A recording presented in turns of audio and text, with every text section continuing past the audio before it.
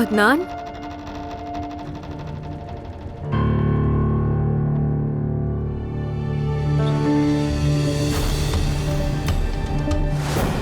सुबह बखैर। कैसी हो दुल्हन?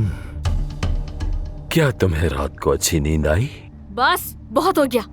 मेरे सामने बार बार क्यों आ जाते हो? अगर मैंने अदनान को तुम्हारे बारे में बताया तो वो तुम्हें छोड़ेगा नहीं। क्या तुम उसे ये भी बताओगी कि कल रात तुमने मुझे खंजर मारा? खैर, सच बताऊं तो मैं तुम्हारी महारत से मुतासिर हो गया। डॉक्टर ने कहा जख्म 2 सेंटीमीटर और नीचे होता तो मर्दानगी को अलविदा कहना पड़ता।